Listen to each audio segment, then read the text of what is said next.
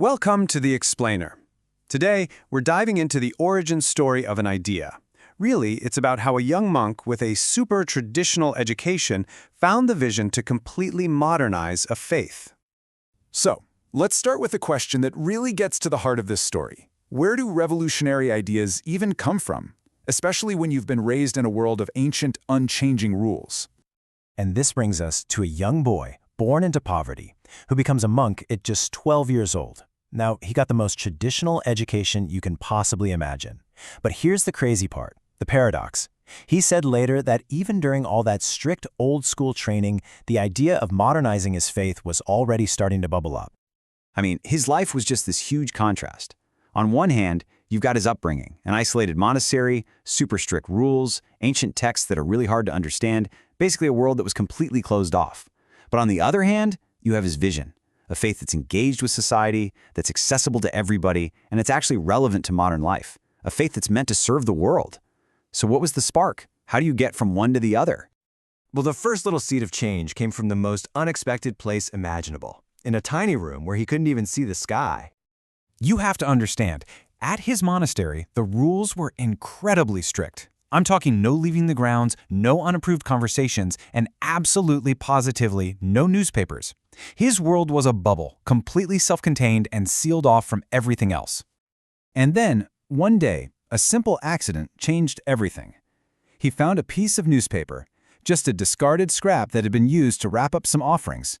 For him, this wasn't trash. It was a treasure. He actually said later it was more valuable to him than candy. Just think about the massive impact of that one single sheet of paper. It did four really crucial things. First, bam, his isolation was shattered. It proved there was a huge, complicated world out there. Second, he read about the war and it sparked this powerful desire inside him to sacrifice for a cause that was bigger than himself. Third, it planted the very first seed of what he'd eventually call a new Buddhist movement. And finally, it showed him the incredible game-changing power of communication. So that newspaper cracked open a window. But his next opportunity, well, that kicked the door wide open. The second stage of his awakening happened when he was made the monastery's librarian. All of a sudden, he had a new key to the world: books. And he just devoured them. He'd often read secretly after lights out, using the faint little glow from a single stick of incense that he'd hidden under his bed covers, just to see the words on the page. His teachers thought it was a total waste of time for a monk. But he knew. He knew he was building his future. And just look at how incredibly diverse his reading was. This was not just about religious texts. No, he was diving into Chinese historical epics, learning about strategy and loyalty. He was studying classic philosophers like Confucius and Lao Tzu. He was reading the life stories of past masters. And he even explored Western literature. We're talking Shakespeare, Hemingway, the whole shebang. He wasn't just collecting facts. He was absorbing entirely new ways of thinking about the world, about morality, and about human nature itself. So here's the crucial point. Each type of book added another layer to his understanding. The historical novels, they taught him about purpose and integrity. The biographies gave him role models to look up to. And the great works of literature, well, they sparked a revolutionary idea. Buddhist teachings shouldn't be so difficult and obscure. They should be just as compelling and easy to get into as a great story. Okay, so armed with all this new worldly knowledge, he moves to a more progressive college, Jiaoshan Buddhist College, which people called the Peking University of Buddhism.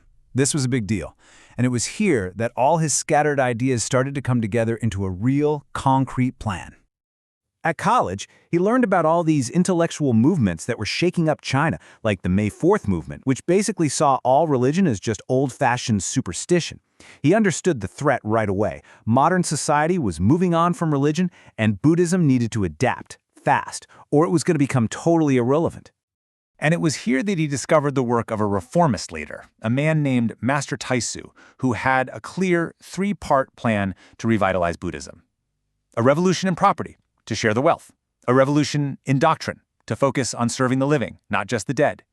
And a revolution in the system itself. This became his blueprint. You know, for him and his classmates, this wasn't just some academic theory. It was a passionate call to action.